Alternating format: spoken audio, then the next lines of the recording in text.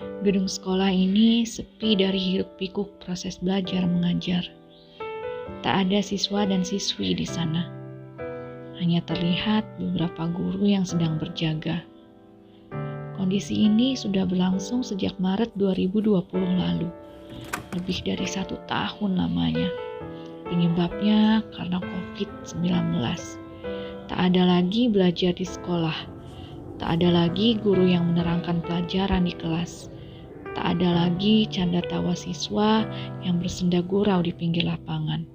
Semua terlihat sepi. Namun tidak boleh berputus asa. Semoga kondisi cepat kembali normal. Kita harus tetap semangat jalani hidup, belajar menggapai cita.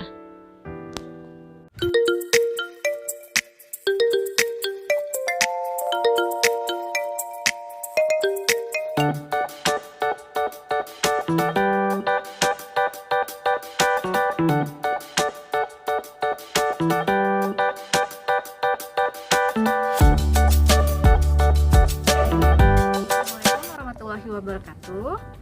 Tabipun, apa kabar anak-anak? Semoga kalian selalu dalam keadaan sehat ya.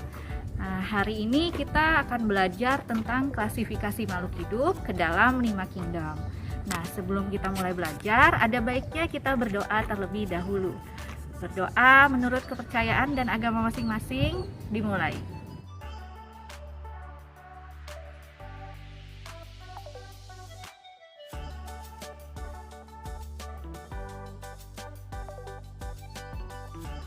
Doa selesai. Anak-anak, seperti yang kita ketahui bahwa di alam semesta ini terdapat banyak sekali makhluk hidup, termasuk diantaranya mikroorganisme. Mikroorganisme adalah makhluk hidup yang ukurannya sangat kecil. Habitatnya ada di mana-mana, ada di tanah, di air, di sisa-sisa makhluk hidup lain, bahkan ada di dalam tubuh kita. Nah, untuk mempelajari mikroorganisme ini, kita memerlukan alat bantu. Salah satunya adalah mikroskop. Mikroskop digunakan untuk mengamati benda-benda yang tidak kasat mata. Sebelum kalian mempelajari cara menggunakan mikroskop, ada baiknya kalian mengetahui bagian-bagian dari mikroskop. Nah, berikut ini akan Ibu jelaskan bagian-bagian dari mikroskop. Ada 13 bagian dari mikroskop yang harus kalian ketahui fungsinya. Nah, ke-13 bagian tersebut dibagi menjadi 2 bagian utama, yaitu bagian optik dan bagian mekanik. Yang termasuk ke dalam bagian optik ada lensa okuler, lensa objektif, diafragma, dan cermin.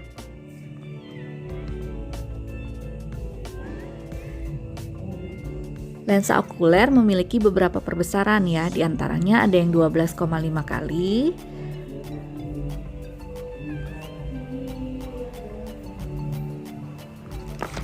ada yang 10 kali,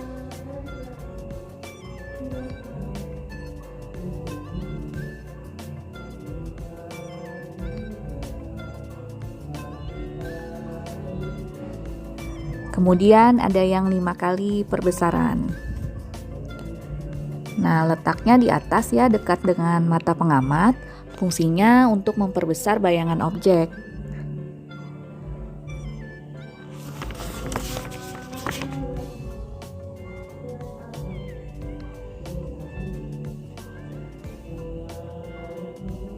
Kemudian ada lensa objektif. Fungsinya untuk memperbesar bayangan objek, letaknya dekat dengan objek. Lalu ada diafragma untuk mengatur intensitas cahaya dan juga cermin untuk mengarahkan cahaya pada objek. Nah, kalian bisa perhatikan gambar ya untuk lebih lengkapnya. Lalu ada bagian mekanik. Yang pertama ada tabung. Fungsinya untuk menghubungkan lensa objektif dengan lensa okuler. Kemudian ada meja preparat atau meja sediaan. Fungsinya sebagai tempat meletakkan preparat. Lalu ada penjepit. Fungsinya untuk menjepit preparat agar tidak bergeser-geser. Kemudian ada makrometer atau pemutar kasar ya, fungsinya untuk menggerakkan tabung secara cepat. Nah, seperti yang Ibu contohkan ini. Jadi tabungnya bisa dinaikkan atau diturunkan. Selanjutnya ada mikrometer atau pemutar halus.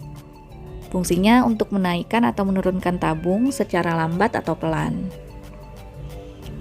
Kemudian ada lengan mikroskop sebagai pegangan ketika kita memindahkan mikroskop. Lalu ada skrup atau sendi inklinasi, fungsinya untuk mengatur sudut mikroskop. Nah, yang terakhir ada kaki mikroskop, fungsinya untuk menyangga atau menopang mikroskop.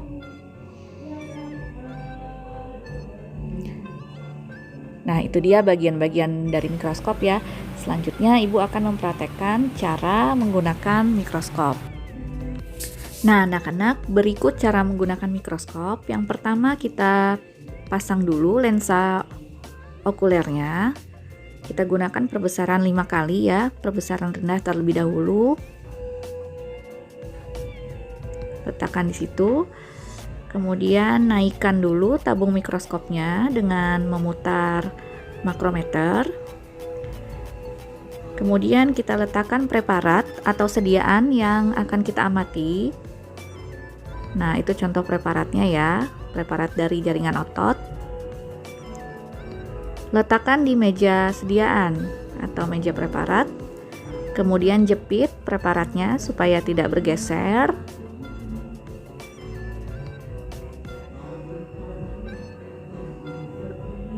Kemudian pilih lensa objektifnya, gunakan perbesaran rendah terlebih dahulu. Seharusnya di situ ada lensa objektif ya. Lalu lihat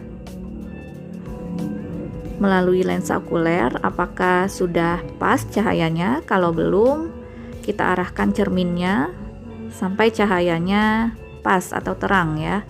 Kemudian turunkan tabung mikroskopnya menggunakan makrometer sampai dirasa cukup. Kalau sudah oke, bisa diamati. Kita lanjutkan pengamatan.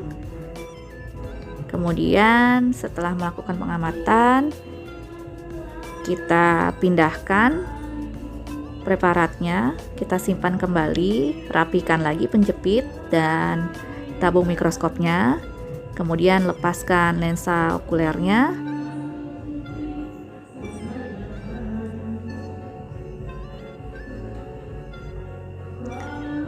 Lalu simpan lensa okuler di dalam kotak penyimpanan. Letakkan dengan rapi dan hati-hati ya. Tutup kotaknya. Kemudian kita simpan mikroskop ke dalam tempatnya atau ke dalam kotak penyimpanannya ya. Hati-hati, pegang lengan mikroskopnya. Masukkan ke dalam kotak secara perlahan-lahan.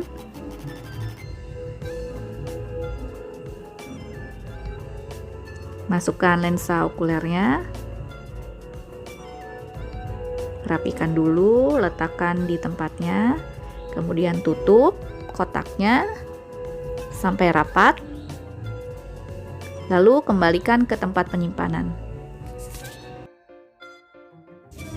Setelah belajar menggunakan mikroskop, sekarang kita kenalan yuk dengan 5 kingdom yang telah dikelompokkan oleh Robert H. Whittaker. Kelima kingdom tersebut antara lain ada Monera, Protista, Fungi, Plantae, dan Animalia. Yang pertama, Monera. Monera berasal dari bahasa Yunani, Moneres, yang berarti tunggal. Jadi semua anggota kingdom Monera adalah makhluk hidup bersel tunggal atau disebut dengan uniseluler. Kemudian, anggota kingdom ini tidak memiliki membran inti atau disebut dengan prokariot, juga berkembang biak dengan cara membelah diri. Nah, kingdom Monera dikelompokkan menjadi bakteri dan ganggang hijau biru atau cyanobacteria. Bakteria yang kalian kenal Tidak selamanya buruk loh. Ternyata banyak di alam semesta ini bakteri yang menguntungkan bagi kehidupan manusia. Contohnya Escherichia coli. Bakteri ini tinggal di dalam usus manusia, fungsinya membantu produksi vitamin K melalui pembusukan sisa-sisa makanan. Kemudian ada Lactobacillus casei. Manfaatnya untuk membuat minuman probiotik ya. Contohnya seperti pada gambar. Kalian tahu kan merek itu? Kemudian ada Lactobacillus lactis untuk pembuatan keju. Siapa suka keju? Lalu ada bakteri Acetobacter sillinum untuk membantu pembuatan nata de coco. Sekarang kita kenalan yuk dengan bakteri yang merugikan. Ada yang namanya bakteri Salmonella typhosa, dia penyebab penyakit tifus. Kemudian ada bakteri Vibrio cholerae, dia penyebab penyakit kolera, yaitu sejenis diare ya. Jadi menyebabkan kita dehidrasi atau kehilangan banyak cairan. Kelompok kedua dari Kingdom Monera ada ganggang hijau biru atau Cyanobacteria. Contohnya ada Anabaena azaleae, manfaatnya untuk mengikat nitrogen. Kemudian ada Artospira, manfaatnya untuk makanan suplemen berprotein tinggi. Lalu ada Gleocapsa. Lanjut ke kingdom yang kedua yaitu Protista. Protista memiliki membran inti atau eukariotik. Kemudian bersel tunggal, ada juga yang bersel banyak. Protista dibagi menjadi beberapa kelompok. Yang pertama protista mirip hewan atau protozoa. Kemudian protista mirip tumbuhan atau ganggang. Lalu ada protista mirip jamur. Kelompok pertama dari protista yaitu protozoa. Disebut menyerupai hewan karena memiliki alat gerak ya. Makhluk hidup ini bersel tunggal atau uniseluler, kemudian kosmopolit, yaitu hidupnya ada di mana-mana, ada di air tawar, air laut, tempat lembab, parasit pada tumbuhan, parasit pada hewan atau pada manusia. Nah, protozoa dikelompokkan lagi menjadi beberapa kategori. Dasar klasifikasi atau pengelompokan ini adalah alat geraknya. Nah, untuk lebih jelasnya kita lihat bagian berikut ini. Klasifikasi protozoa yaitu Rhizopoda, Flagellata, Ciliata, dan Sporozoa. Rhizopoda memiliki kaki akar atau kaki semu, sedangkan Flagellata memiliki bulu cambuk, Ciliata memiliki rambut getar, dan Sporozoa tidak memiliki alat gerak. Nah, contoh dari Rhizopoda atau si kaki semu adalah Amoeba proteus. Kemudian ada Entamoeba coli.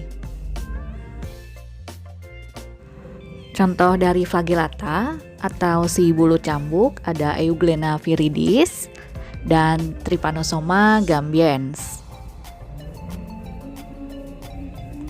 Kemudian contoh dari Ciliata atau si bulu getar ada Paramecium sp. Perhatikan di sekeliling selnya ada bulu getarnya ya. Lalu Sporozoa yaitu tidak memiliki alat gerak, contohnya Plasmodium. Nah, ini adalah penyebab penyakit malaria ya. Selanjutnya yaitu protista mirip tumbuhan, yaitu ganggang atau alga, dikelompokkan menjadi ganggang hijau, ganggang merah, ganggang pirang, dan ganggang kresik. Dasar pengelompokannya adalah warna dari ganggangnya. Ganggang hijau atau Chlorophyta, habitat umumnya dia hidup di air tawar, ada juga yang di air laut.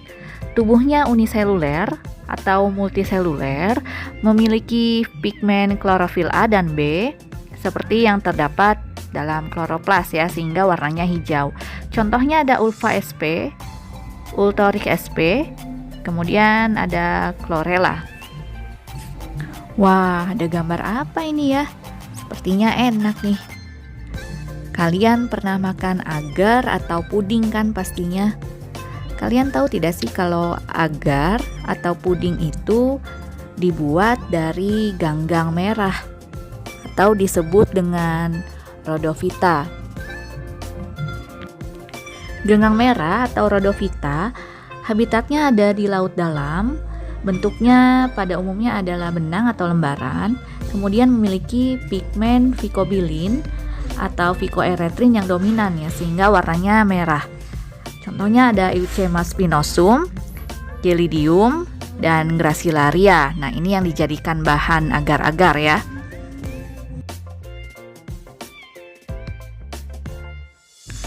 Kemudian ganggang pirang atau Phaeophyta memiliki pigmen dominan coklat atau fukosantin. Bentuknya benang atau lembaran. Habitatnya ada di laut yang beriklim dingin. Contohnya ada Sargassum echinocarpum, Lobopora variegata, Turbinaria ornata. Yang terakhir ada ganggang kresik.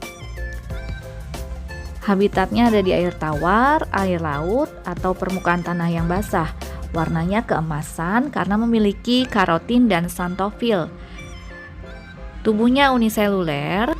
Fosil ganggang ini akan membentuk lapisan tanah yang disebut tanah diatom yang berguna untuk bahan isolasi, alat gosok, dan bahan dinamit. Yang terakhir ada Protista mirip jamur, dikelompokkan menjadi jamur lendir atau Myxomycota. Fase vegetatifnya berupa massa protoplasma seperti lendir dan dapat bergerak. Oleh karena itu disebut dengan jamur lendir. Habitatnya ada di tempat lembab dan juga di daun-daun yang runtuh. Kemudian ada jamur air atau Oomycota. Tubuhnya berupa benang atau hifa yang tidak bersekat, bercabang-cabang dan mengandung banyak inti. Habitatnya ada di darat, di air, baik sebagai saprofit maupun sebagai parasit. Baiklah anak-anak, sampai di sini dulu pembelajaran hari ini. Semoga dapat dipahami dan dapat bermanfaat bagi kalian. Jangan lupa tetap jaga protokol kesehatan dengan memakai masker, mencuci tangan dengan sabun, kemudian menjaga jarak. Wassalamualaikum warahmatullahi wabarakatuh. Tabi pun.